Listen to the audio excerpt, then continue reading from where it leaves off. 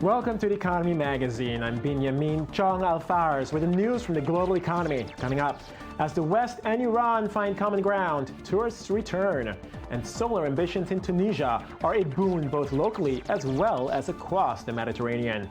First, the headlines. Japanese stocks jumped to a 7-year peak on Tuesday, boosted by additional stimulus and a reallocation of funds to domestic stocks. Following the Bank of Japan's surprise move to ease policy further on Friday, the Nikkei index surged 4.8%. On Tuesday, investors pushed the Nikkei benchmark an additional 3.5% to its highest level since October 2007. Market players also took heart from the government pension investment fund's decision to raise domestic stock holdings to 25% from the current 12%. When the stock market rises, there will be an acid effect which would link to consumption and lead to positive economic growth.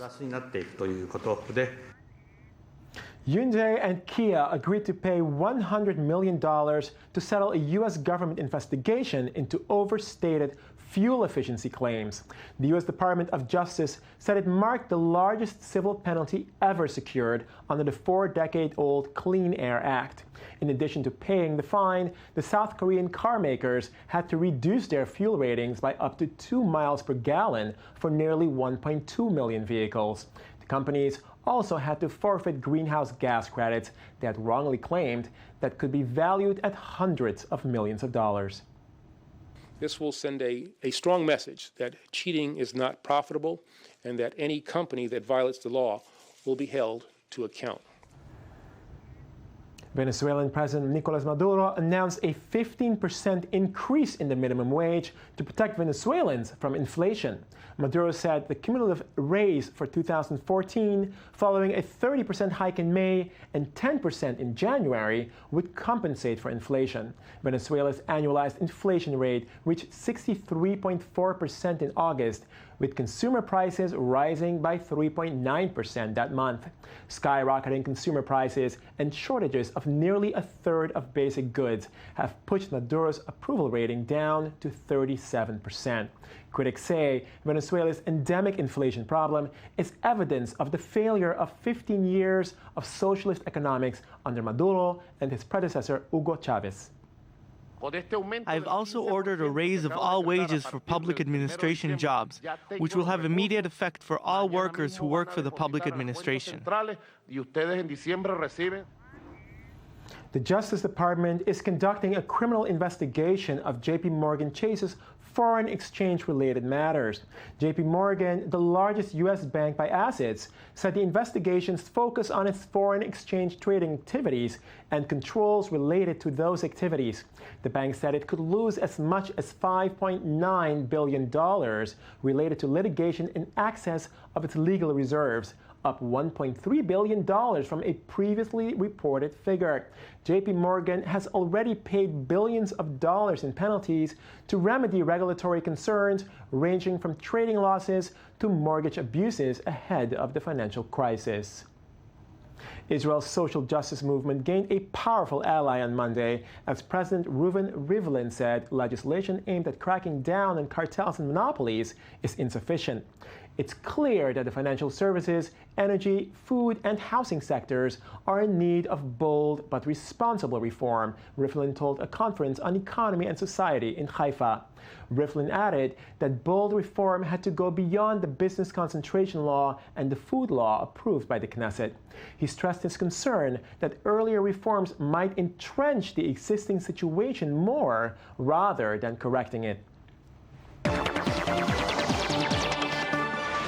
Decades of sanctions have led the Iranian government to redirect funds away from its tourism sector. But as the West and Iran have recently found common ground on geopolitical issues, the thaw in relations is once again drawing tourists to the ruins of what was once the Persian Empire. Here's the story. Here under the gaze of these large stone bulls, delegates from across the world would have once found themselves at the gates of the Persian Empire. Today, tourists are returning to Persepolis, its former capital, after years of neglect under President Mahmoud Ahmadinejad. Many of them are finding a warm welcome. I think this one of the country which have two sides. One side which making media, mass media, and this side, the true side, when you came here and you are travel around and everyone want to help you and everyone smile for you. So that's great. Heavy sanctions levied over the last decade by Europe and the US crippled Iran's economy, cutting its revenues from oil. Broken diplomatic relations and limited resources left many sites like this empty. There have been much fewer tourists in the past few years, and the few that came weren't even buying anything. But with nuclear negotiations renewed and sanctions lifted, the government is investing in tourism again in an effort to make it a profitable sector. Tehran inaugurated a luxury passenger train this past month, whose maiden voyage was filled with Western tourists. I really think the people are very friendly. You get the wrong impression from the newspapers. The newspapers give the wrong side. Official figures show that at the end of March, tourism was up 35%, bringing in $6 billion since 2013. With 17 UNESCO-listed World Heritage Sites, Iran wants to draw 20 million visitors within a decade. For tourists, we have managed to resolve the visa issues. Now, except for 1 or 2 countries, most of them can get their visas at the airport. This is facilitated by the government, and we feel good that the government is supporting us and is behind us. Success still depends heavily on official foreign relations and the outcome of ongoing nuclear talks. But for now, improved dialogue with the West is encouraging new visitors to come knocking at the door of this ancient empire. And we take a deeper look now at the economic factors underlying the flourishing of Iran's tourism industry in Financial Bazaar with i24 News correspondent Ayman Siksak. Ayman, thanks for joining us. Thank you.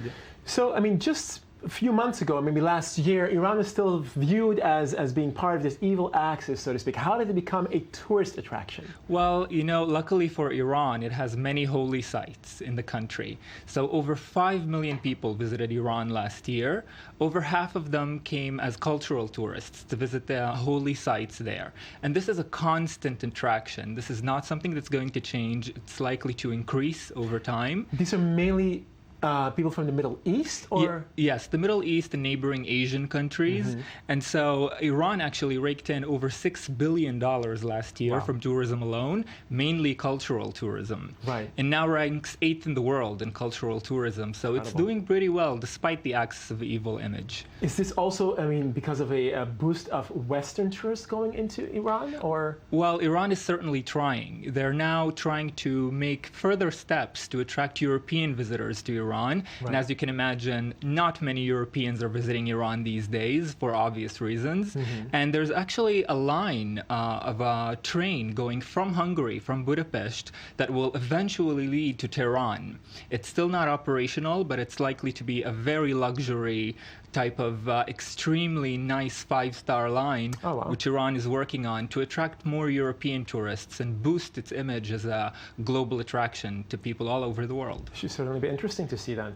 And so would we see the tourism industry grow to the extent that, say, it could take over the energy industry, which has been not doing so well? Well, Iran is certainly trying. There's over 1,000 hotels right now in Iran. Over 100 of them are 5-star hotels.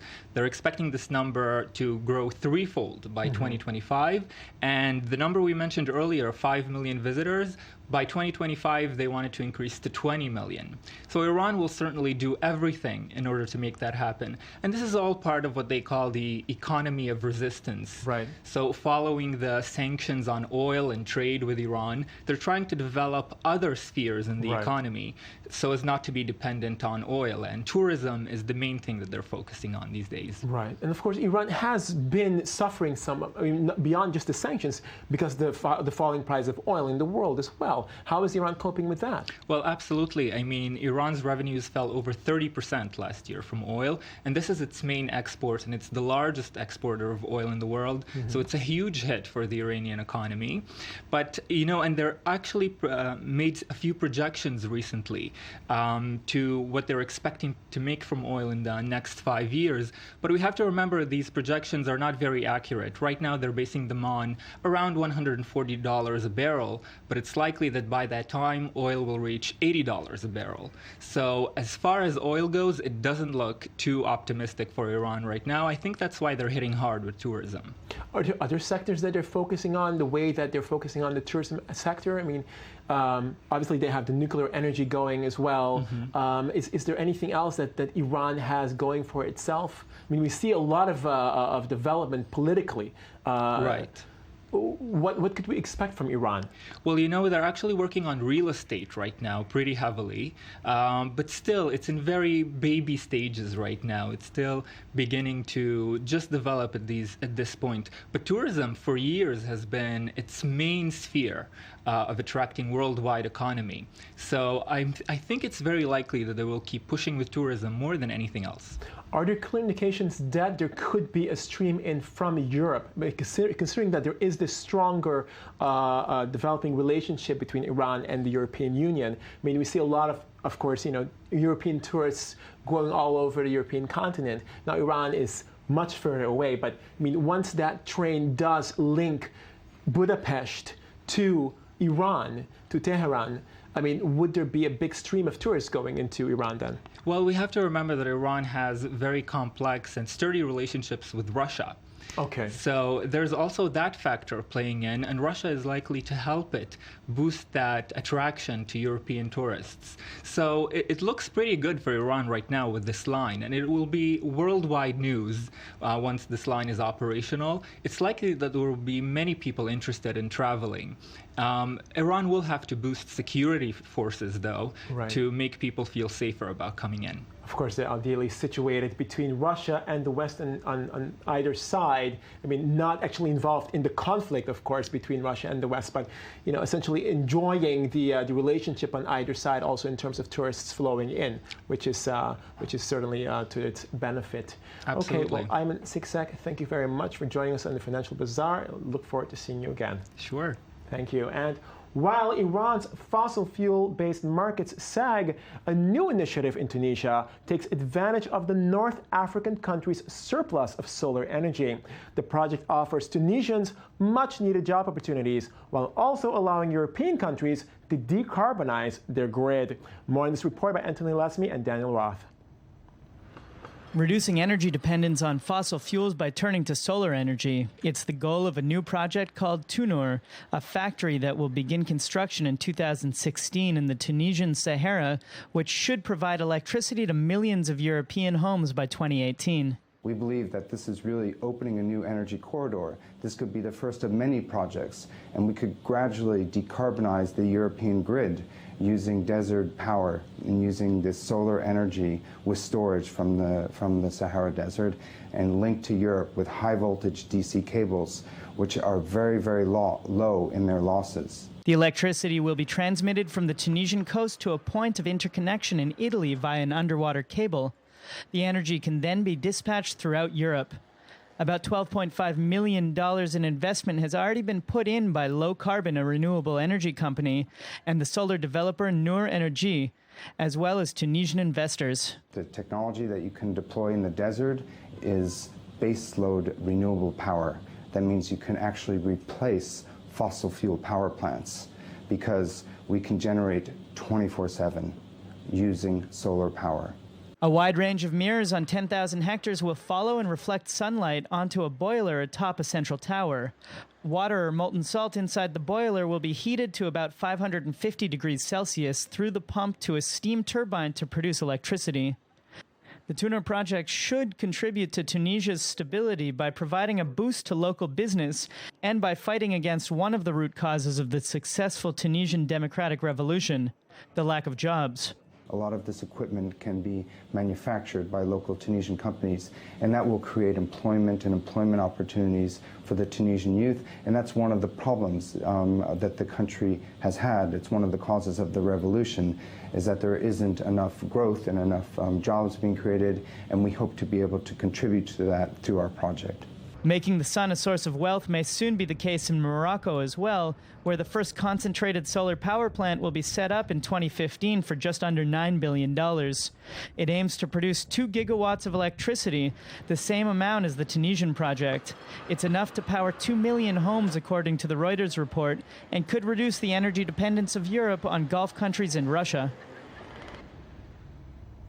And that's it for us at The Economy Magazine, your daily source for economic and financial reports at i24 News. Stick with us tomorrow as well. We have reports regarding the global climate change issue and how it affects the economy, and of course, ongoing tension between the UK and the EU and how that might unfold. I'm Benjamin Chong Alfares. Follow me on Twitter at Chong Alfares and send us your comments via the feedback link at the bottom of our page to have a say on what we focus on our show. See you again tomorrow.